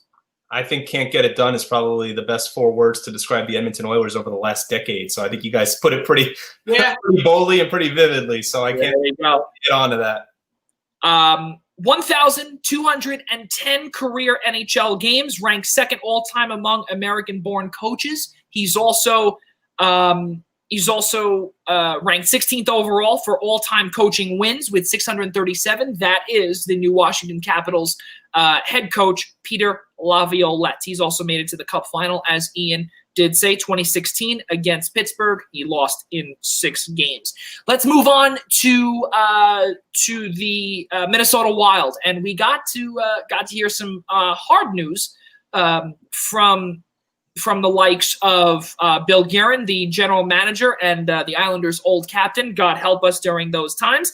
But Jonas Brodin, He just signed a $42 million contract for 7 years, $6 million AAV. Pretty good stuff. But guys, there's a little bit of a problem here. A little bit of a speed bump, and $27 million is tied up into their top 4 defensemen in 21-22. Brodin, Spurgeon, Suter, and Dumba. Guys, we're starting to see Matt Dumba's name appear in a lot of trade rumors. This deal, is it a good one? And who gets moved? Is it Dumba or is it somebody else? Ian, you go first this time. I think Dumba is the one that gets moved. A lot of what I'm reading is suggesting that, everything for some reason is locked into their 4 starting defensemen. They are lacking exceptionally a number 1 center. I mean, they're really lacking a center on a couple of lines. But for Minnesota, the big question mark is the number 1 center. Where do they go at this point? They have so much money locked up in defensemen that they're actually cap strapped to a certain degree that whoever they're going to acquire, it's going to have to be in a trade. So I don't know where they go from here. I think it's great that the Wild are continuing to stay strong on the defensive side, but who's putting pucks in the back of the net right now for you? And I think that's something that is really, I should say, is really highlighting the fact that they need to trade one of these defensemen for some sort of top line center. I just don't know where they go from here. And now, go ahead, Joey, go. All right. I think it's got to. Yeah, I think it'll be Dumba that's moved. His name. It'll be easier to move him. His contract's a little smaller, so it'll be easier to move him. And yeah, what Ian said in the number 1 center thing. This Brodin deal has already cost them their captain. They had to say goodbye to their captain today. Mikko Koivu will not be back with the Minnesota Wild. It'll be very, very interesting to see where he ends up. A potential Lou Lamoriello move with a guy like Mikko Koivu. If I say so myself. The way center depth is right now for the New York Islanders, I don't see that unless Matthew Barzal is heading somewhere else. But God help me if that is said. And we'll actually, for those that are watching right now, please record this, because if that does happen, I will cry, and I will make sure that on this camera I will cry again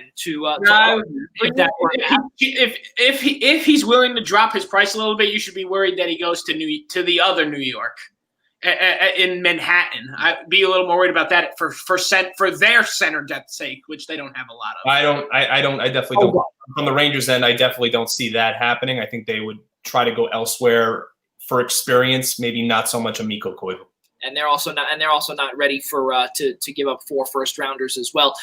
So going back to Minnesota, guys, Eric Staal was just traded for Marcus Johansson, which really I don't think Marcus Johansson has played center since his days in Washington. I don't know what that move was about. I got nothing for you. And poor Eric Staal. No. I will tell you this, Rob, and I personally believe that this is a good move by Buffalo. You know, it's a win for Buffalo. It's not even a question. No, because now you also reunite with Jeff Skinner, who they have chemistry from Carolina. That was a long time ago. Wow, that was a long time ago. Eric Staal hasn't been on Carolina in like 7 years. So, and it'll be interesting. But yes, it will be great to see that. But I don't think it's enough because it's still Buffalo. Continuing with this, fellas, let's not forget, you guys both said Matt Dumba is currently making $6 million, and this is the gold piece right here. He's a right-handed defenseman, and he's making $6 million with a no movement. He does not have a no movement clause. For teams that need a right-handed defenseman, it is legitimate gold. Now, this team is not going to be retaining any salary because they also just traded for Nick Bjugstad for a conditional 7th-round choice. And the hilarious part is that this conditional 7th-round choice is that this pick is transferred if Bjugstad plays in 70 games, LOL, or earns 35 points, LOL. It's not happening. So good for Minnesota because they were able to get someone. And again, as Ian Schraier says, and this should be the new name of the show, they're playing with house money.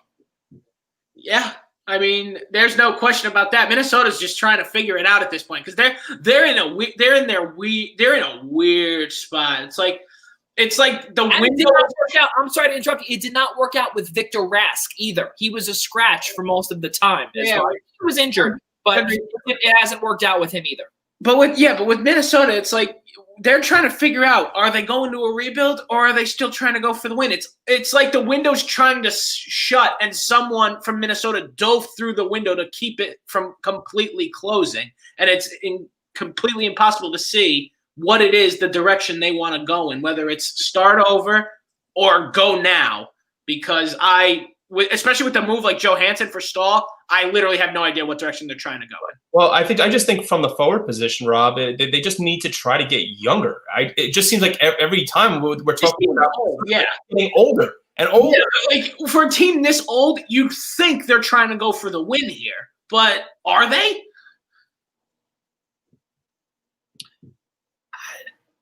I couldn't tell you. And, well, I think the biggest question mark last year was when they signed Matt Zuccarello to a hefty deal. And on top of it, too, it was a no-movement clause. So you have now a second or actually a first-line left or right winger, or really a left winger in Matt Zuccarello, because Zach Parise can't play for – I mean, there have been times when we've seen him on first line on the first line, and he's also making $7.538461 million. God help, who I don't know who that was, Chuck Fletcher or whoever made that deal when the whole everything that happened there.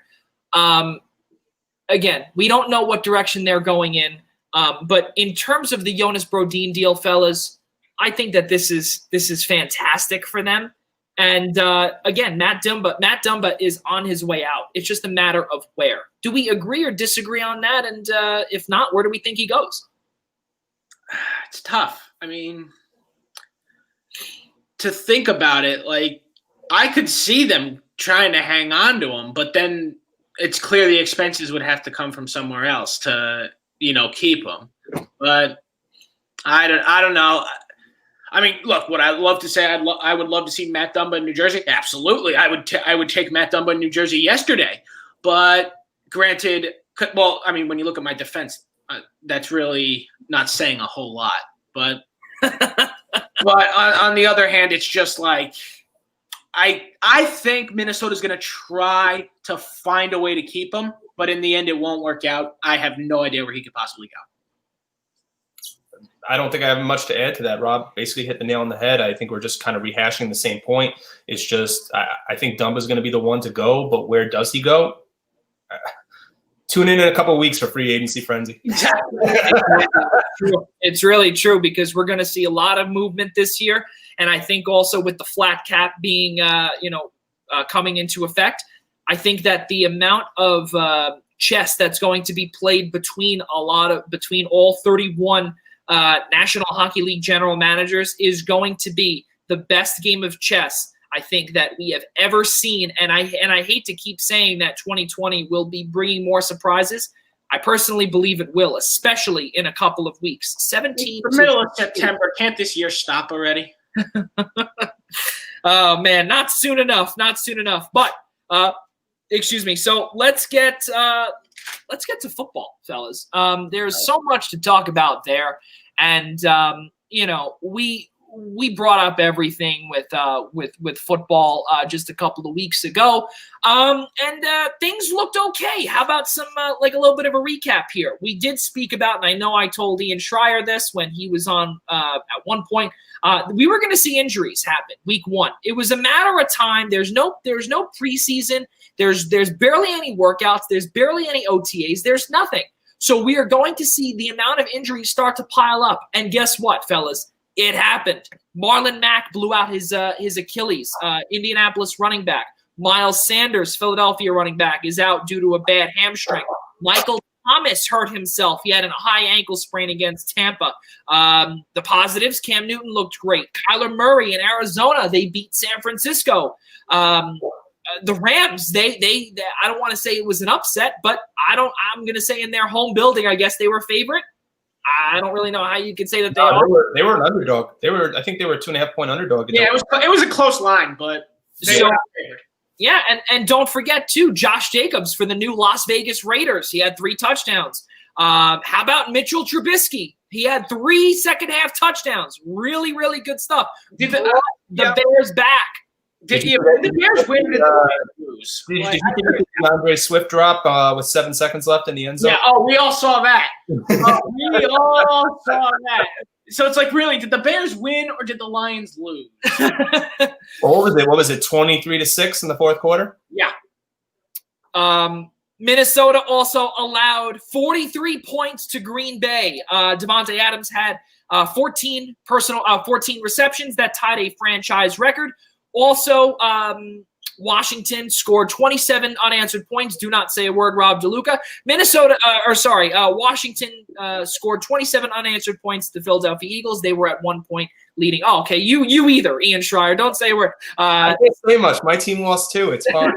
We're all sitting here 0-1. Come on now. This is the Washington football team's That's right. Right now, and we are living in it. And Steven Gostkowski, he looked pretty awful. He made 25% of his kicks, and the one kick that he did made just so happened to be the go-ahead field goal. So, Terry, go figure, came right from New England, right? Right, exactly. Well, I mean, hey, don't get me wrong. It is New England Music City down there, the way that it is. Fellas, even though we read all of this, what was your takeaway from week number 1? Because, guys, football is back. My biggest take from week 1 is the fact that so far as we've seen, 0 positive COVID tests. That is impressive. I remember weeks ago we were talking about why can't the NFL have a bubble? Well, after week 1, it looks like we've had, and Thursday Night Football for week 2, it looks like we've had 0 positive COVID tests. So that to me is the biggest positive take out of it. It's great to have football. It was great to watch Scott Hansen at 1 o'clock on Sunday with 7 hours of commercial-free football. It was fantastic. But like I said, just to reiterate, it's great to have football back and 0 positive COVID tests. I know I keep reiterating it, but it's just great to see it. Gotta love it. Look, everyone's like, oh, no, it's never going to work without a bubble. Well, you know what? Take that. Because just take that. And now we get to do the laughing in your face because you're all complaining our bubble's not going to work. Well, guess what? The NFL just made it work. So deal with it. Football is back and it's here to stay. Well, I'm going to tell you guys one thing, and I know that most of us do not want to hear this, but what is the incubation period for the virus? I think it's about 2 weeks. So, I heard you could start seeing something about 2 days. Right, exactly. So anywhere from 2 days to 12 days, I think, is what it is. Right. So I love the optimism, obviously, and I love the positive signs of encouragement here, Ian. But I think the biggest thing here is that, yes, we haven't seen any COVID tests, but we did see a little bit in preseason or in training camp or I don't want to call it summer camp like how they did with baseball. But I think starting week 2 or even week 3, we could potentially start seeing stuff. But you know what? I will give you this, though. It definitely is a positive sign. Yeah. How about the fact that you had teams going up against each other in training camp? I mean, yes, it remains to be seen that with teams traveling across the country, are we going to start to see positive tests? Possibly, yes. There's certainly a strong possibility of that. But you know what? I'm an optimistic person, and I'm trying to stay optimistic. I love football, and it was just great, with fans or not, to see 2 teams on the gridiron for 4 days. And it just felt like we've said. I think we've said this word for the last 6 months. It felt normal. Yeah, it really did. And this is something that I've been wanting to share for quite a long time. And actually since Sunday at around 4:30. Or actually, no, sorry, not Sunday. About Monday night, right after the Giants fell, and it's no dig. It's no dig to either one of you guys or even Giants fans. It is just the normal reality, and this is what 2020 has become. Fellas, the NFC East leaders currently, right now, is a team without a name, and they are. They have a name. They don't have a mascot. Yes, that is what we are losing to. Football, we're all trailing by a game right now. Is the Washington football team. Now, they don't have a name. They don't have a name. They are just Washington. And their logo is just a W. That's all it I think is. it actually looks pretty cool. I'm not going to lie. Well, yeah, hey, it is nice. And hey, I think the color scheme, even though it's they're very, very repping the logo well. They did. it looks really cool. It really does. Well, you know what? Listen, I'll tell you one thing, guys. Okay, and you know what? Listen, I'm a big believer in trying to be, what's the word? I would say different. Okay, and trying to really come up with your own logo. But I think that for our video gamers out there, they would know what the W really stands for. And it's Wario. That's just a Wario reference. That just happened. I love it. And you know what? And just think about it, because this is fairly close to the other one, to their W. It really is. There was no thought. I mean, don't get me wrong. Listen, Did we just peak? Did this show just peak? It might have. I think it did. I think it might. You haven't started dropping Mario Party or Mario Party. Listen. I will start taking out the N64 cartridges in just a second. All right. I'll start taking stuff like that out. But no. In all seriousness, listen. First you have this, okay, and then you have that. So it's fairly close. It's just change the font on Microsoft Word and call yourself a football team. I'm sure there's a lot of people that probably view Dan Snyder as the Wario of the National Football League. Oh man, Good. That is good. Yeah. But now we have to look ahead to week number 2, fellas, and I'm going to start this one off. The biggest thing here for me is, and this also has to do with health, humans, and everything else. I think the biggest concern here is going to be the air quality in Seattle. Yeah. And I think because obviously San Francisco, they were able to make it through against Arizona. I believe, I believe they were in San Francisco last week. That's correct. Yeah, so they made it through. There was not a lot of I don't think any. I don't know. No real issue. I believe, and Tevin Coleman did play. There was a possibility where he was not able to play. And we've heard his name before when he was with Atlanta when they had traveled to Mile High.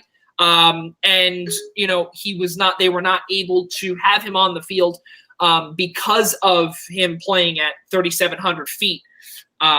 So that would not be good there. So yeah, so that would be my number one thing, would be the air quality for New England, for Seattle.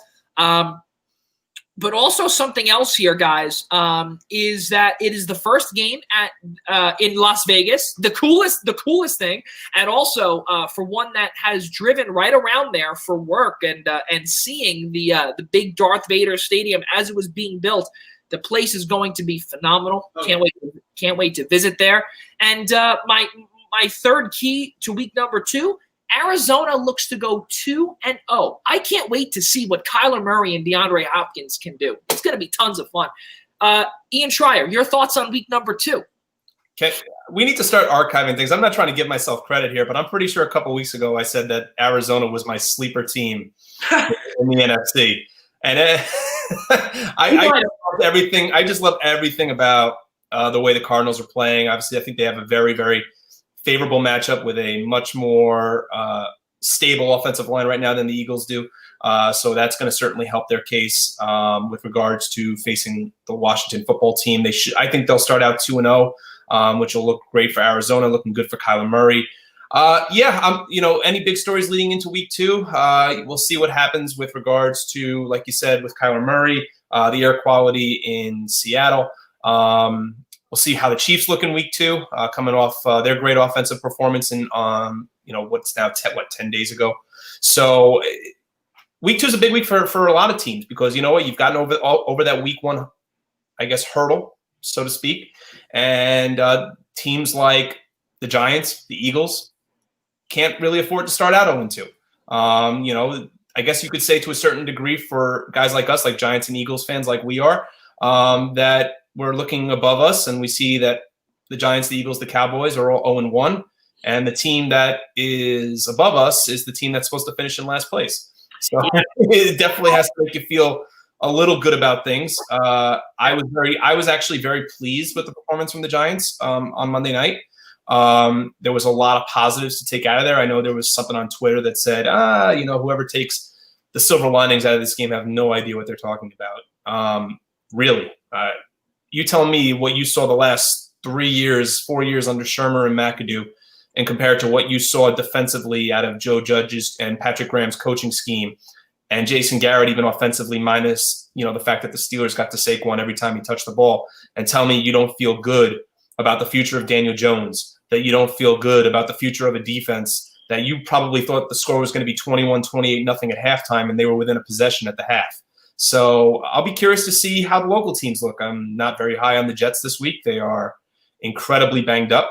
They're facing a reigning NFC champion team in the 49ers, so we'll see how the local teams look too. Yeah, it's gonna be wild. With the Giants, with the Jets.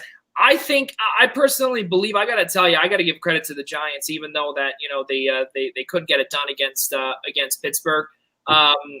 Who do they? I'm drawing a blank. They're in Chicago this week. They're in Chicago. It's going to be a tough go round against Khalil Mack, but credit to them. Hey, listen, Darius Slayton looked good. Rob DeLuca, we all know that. Listen, you look good. You won me a good chunk of change, all right, for catching that first touchdown of the game, all right? I want a good chunk of change from that. I saw that post on Twitter. I did. Oh, yeah. That was a beautiful moment. I just couldn't believe it. He looked good. He had himself a great game. Easily the best Giant out there. Not even a question among anything else. Everything about the Giants looked okay. Daniel Jones was fine, other than that interception. He led that 19-play drive really well. He just made that kid mistake that he's gonna learn from, and then the defense was fine. They just ran out of gas like usual. Like when you're out there for 40 minutes out of the 60, you're gonna run out of energy, and that's just what happened. And then, of course, there's the offensive line of this team, and oh my God, I think they got worse. It is unbelievable. It looked like Jones had time, but that's because he's more mobile than Eli Manning was. Jones is able to move around and create himself some time. But Barkley couldn't do a thing because of this protection. Well, Rob, actually, it's twofold. He actually, believe it or not, wasn't as mobile as people thought on Monday night. He actually got rid of the ball a lot quicker. Yep.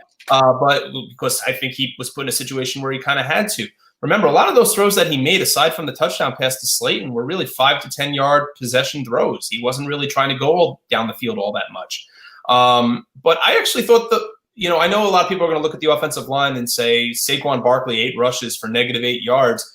Saquon didn't do such a great job in pass protection either. If you actually look at the videotape and watch the game again and see how poorly Saquon played and was in pass protection. I thought the Giants' new left tackle, Andrew Thomas, actually was the best player on that line. The right side of the line was really what got blown up, which is pretty shocking. I know Cam Fleming came over from Dallas, but Kevin Zeitler, who's an all-pro, I'm shocked that the right side of the line had the struggles that it did. Nick Gates definitely had some struggles at center, but I thought in comparison to last year, the rushing numbers certainly did not show the way they should have, nor were they anywhere close. But I actually was happy to a certain degree with what I saw from the O-line. I thought they actually gave, it wasn't like what we've seen in the past couple of years from Eli, where he was kind of running for his life or kind of ducking underneath the sack because he knew it was coming and he was kind of playing like a scared kid out there. So I'll be curious to see what we see out of week 2. I mean, the Bears also have certainly a vaunted front with guys like Khalil Mack, who I know is questionable, and so is Robert Quinn. We'll see if they play on Sunday, but I actually like their chances on Sunday, and we'll see what happens. Yeah, because don't get me wrong. Listen, Mitchell Trubisky, it could be another flash in the pan where, as it did say, even though it was technically or on the score sheet 3 touchdowns in the second half. Listen, his name was all over the tabloids there, where he was able to lead his team back, and who knows? Is it a one hit wonder, or is he seriously back? And has Matt Nagy done something to the former number 2 overall pick? He also has a very unhappy number 1 wide receiver in Chicago right now, and Allen Robinson. That's right. Who needs attention? Yeah, Rob DeLuca, your thoughts as we head into the final 15 minutes of the show. Your thoughts on week number 2. What do you expect, and what do you look forward to? I'm looking, obviously, as a Giants fan, I'm looking for them to bounce back and recover against a team that I think they can very much beat. I don't like the line that they gave the Bears. I think it was too high at -5.5. But yeah, so I would like to see the Giants recover, play a full 60 minutes, find a way to go 1-1, because as Ian stated earlier, can't afford to go 0-2. It just can't happen. You got to find a way to win this game. Very simple. So with that, and then also in week 2, I'm wondering what the Jaguars might be able to do. Can they go 2-0 after shocking the world and beating the Colts just this past Sunday, which no one expected? I was in a survivor pool. I picked the Colts, so I'm already dead. And it was week 1. I'm already dead. So I would love to see the Jaguars. Because I said this when sports were finally coming back. I'm like, you know what? None of my teams are going to be remotely competitive outside of the New York Yankees. But yeah, most of my teams are not going to be competitive. So you know what? I hope chaos reigns supreme. Let that continue. Bring on more chaos for week 2. There's my final thought on week 2. Oh my goodness! All right, well that is something from Rob DeLuca in terms of week number 2. Lots of good games to be seen. Really, really good stuff. But fellas, one last hit with week number 2, Monday night's game, Las Vegas and New Orleans. That is weird to say. New Orleans and Vegas. They open up Allegiant Stadium. I don't know if I pronounced that right, but the new what did they call it?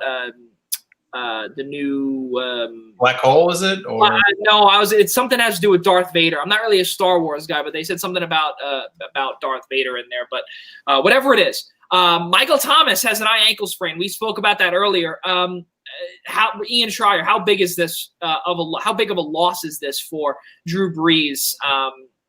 Especially after doing really well, he didn't really have to do much. Or have to really throw to Michael Thomas last game. But again, the wide receiver core is thin beyond Emmanuel Sanders. 3 receptions for 17 yards on Sunday. Michael Thomas clearly playing also with a high ankle sprain. Entered the season arguably the number 1 wide receiver right now in the National Football League. Right. I think they should still be okay offensively. I do. I mean, there's actually even talk that the fact that Michael Thomas might actually play this week, he still hasn't even been ruled out. Even after the initial discussions were that he's going to probably sit about 6 to 7 weeks. Yep. So I'll be curious to see what the injury report says come Sunday morning. Remember, they still put up even though Michael Thomas only had 3 catches for less than 20 yards, they still put up 34 points on a loaded Tampa Bay offense. I think Brady and the Bucs still look pretty good offensively against a pretty solid defensive team in the Saints. Emmanuel Sanders has got to help them. I mean, he's a guy with number 1 wide receiver experience. You are right, Joey. They are very, very thin at the other wide receiver spots. Is a guy like Traquan Smith going to step up? Do they include Deontay Harris, their vaunted punt and kick returner, involved in some packages? Do they even, nothing really alludes to Sean Payton. Do they even think about, splitting Taysom Hill out wide? I mean, that's certainly a possibility. I think they're going to be just fine. Against the Raiders. The Raiders gave up a lot of passing yards last week to the Carolina Panthers. I know the Raiders are opening up the stadium. I don't think they're going to have any fans there. So with regards to the Saints, I still don't think they're going to have trouble moving the ball offensively. And Jared Cook led the team in receiving yards last week against the Buccaneers. So it wasn't even Sanders who had a touchdown, or Michael Thomas. It was their tight end in Jared Cook. So I think they're going to be just fine. They're certainly going to lack that number 1 receiving threat, but they have other weapons around the field. Oh, and let's not forget they also have this guy named Alvin Kamara, who's pretty good. Yeah. And then let's not forget too, the reason why we bring this up is because, there was a quarter to forget, if you will. 4 total net yards in the third quarter for the Saints, fewest since week number 3 in 2012. We look to the next few weeks of the New Orleans Saints. Week 2, as we did say, is at Las Vegas. Then they come home against Green Bay, and their defense is nothing to play around with. Then they go to Detroit, another NFC North foe. And then they come home week number 5 against the Los Angeles Chargers. Why did I bring those dates up? Because we have no idea how long Michael Thomas will be out for, could be out for, and those 2 games that I brought up, Green Bay and the LA Chargers, have daunting defenses. Let's not forget. How daunting is Green Bay considering they just gave up 30-something points to Minnesota? True. Oh, that's fair. It was a shootout. That's definitely fair. Then let's look at the secondary then for the Chargers. I don't know. Casey Hayward is a pretty good corner. They're still missing a pretty big safety, though. In Derwin James. Yep, and they're still missing a pretty big safety. Now, keep in mind, when the Chargers do have a pretty solid defense, obviously Joey Bosa is the anchor of that along with Melvin Ingram. Yep. But remember, when you watch them go against the Bengals week 1, what side of the line were they going up against? They were going up against the right side, which was led by that great all-pro right tackle from the Giants and Bobby Hart. So even though most right tackles can't control Joey Bosa and control that, control his abilities, I could, from you reading off those names, Joey, I could easily see the Saints starting out 5-0 without Michael Thomas. They could. They really could. I don't see a single team there that they can't beat because Green Bay. I mean, remember, Green Bay in the NFC Championship game last year got embarrassed by the 49ers. And their defense week 1 against Minnesota did not show. Just thankfully the fact that Aaron Rodgers found his form from about 3 or 4 years ago and threw for as many touchdowns as he did. So you're telling me Las Vegas, who allowed over 100 receiving yards to a former Jet and Robbie Anderson last week. I don't know the exact number of passing yards up last week. Then you have Green Bay, who just gave up 30-something points. Then you have the Lions, who just choked away the fourth quarter. And then you have the Chargers. So if anything, start out 4-0, and maybe the game against the Chargers is a little more well contested. But as long as Tyrod Taylor is the quarterback of the Chargers, I don't see them scoring many points. So that's why I said 5-0 is a very realistic possibility for the North. I couldn't agree more. I mean, the Saints have always been a good team. It's very rare that they have a bad season, and right now is no exception. They are stacked, even though they did lose a big weapon here, but they always seem to find a way. Sean Payton, Drew Brees, all of them seem to find a way. So I think they will find a way. I do feel that the Packer game will be very interesting because it is 2 good quarterbacks. It's going to be probably a very high-scoring game. But I do think 5-0, very realistic. Could be. Could also be a shootout with Green Bay. I'm not going to say that with Los Angeles, but what I will say is that, even though they are missing Derwin James, though, is that do not sleep on the rest of that defense. And if the front 7 can do their job in LA, could be a low scoring game. And we've seen it too with New Orleans, where they got blanked by Minnesota in the wild card round. So it could be a possibility, just like how it was last year. Fellas, 7 minutes to go here in the show. We got some breaking news here to be brought to everyone's attention. This is actually some hockey breaking news, and that is that the St. Louis Blues have officially broken off talks with their captain and right-handed defenseman, Alex Pietrangelo, and the team has advised Pietrangelo to, quote, pursue unrestricted free agency. So now we have another.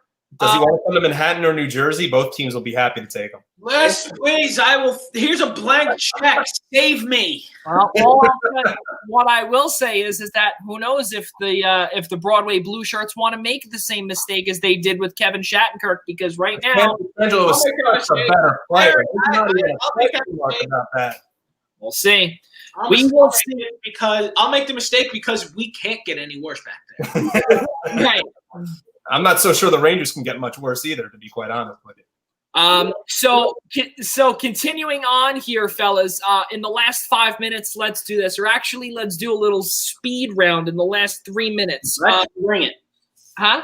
I said bring it. There we go. So the last 3 minutes before we do the last 2 minutes in promos for next week.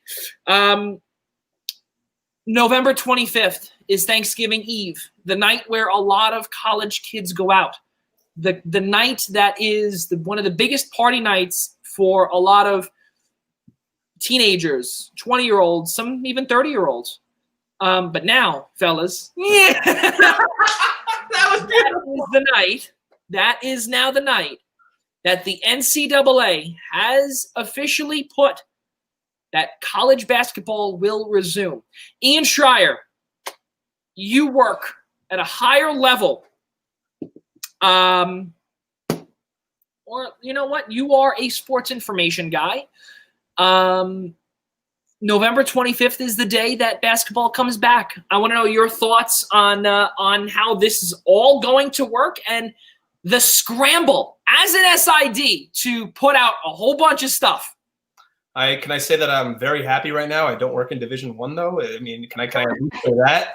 That at least I can watch my team, Syracuse from my couch. And even though I wish, obviously, Adelphi was playing, I mean, we hope come January 1 at the Division II and Division III levels, we're all singing a different tune. But it's great that these conferences and the NCAA came together and set a framework for practices, set a framework for a possible even bubble, so to speak, for college basketball. I know in the Big East that has certainly been rumored, so I'm sure Joey can attest to that as a St. John's guy. Look, the NCAA desperately needs the college football playoff and the Division I basketball tournament to go off without a hitch. They lost so much money between the tournament, the men's and women's college World Series, a lot of money out the door. COVID is still a huge, huge concern, especially in sports like football and basketball. I mean, we alluded to it already with football, basketball again. If teams are going to be traveling from place to place, I mean, how exactly? I mean, what are you doing about temp checks? I mean, there's so many question marks. We still have, I mean, despite me doing this and being so excited for college basketball, there's so many question marks that have to be answered with regards to the college basketball season. I know we have to hurry it up because we're running out of time, but you're okay. I'm trying to interrupt you. We actually just got clearance for an additional 5 minutes, so 8:05.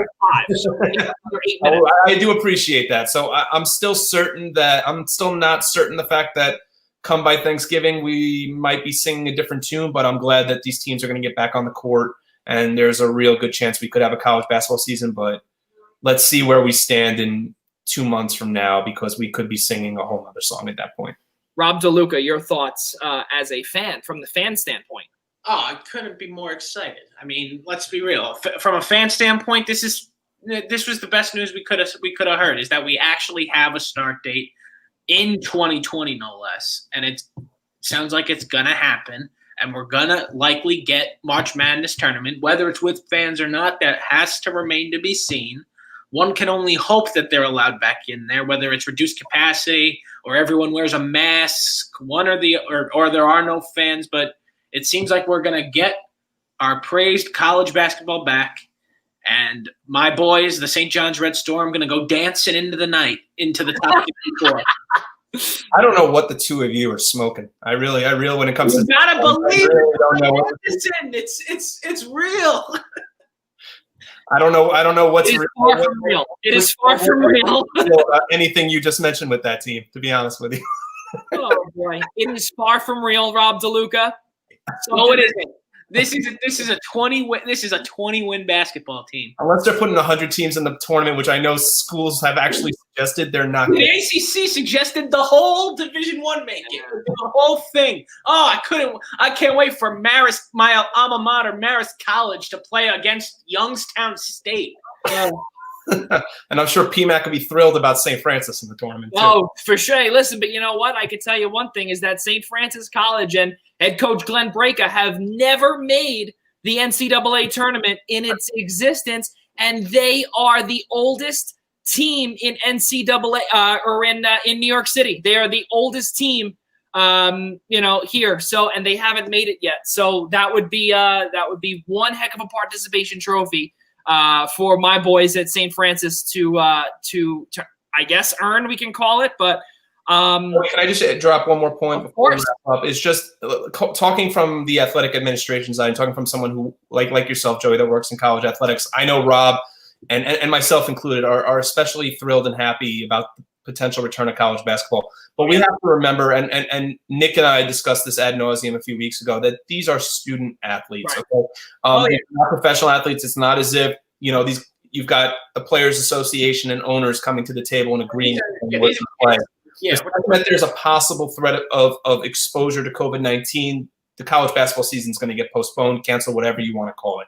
So in the end, student athlete health is paramount. I can't stress that enough. So that's why I'm saying we all need to use our best judgment and understand the fact that less than 2 months from now, we could be singing a totally different tune from what we're saying right now. You really could. Yeah, there's no doubt about it. And let's not forget, too, is that things have been looking okay on the COVID-19 front. But again, as we head into the winter months, things could. Flu season is here. So we'll see what happens. Yep. Flu season is here. That is for sure.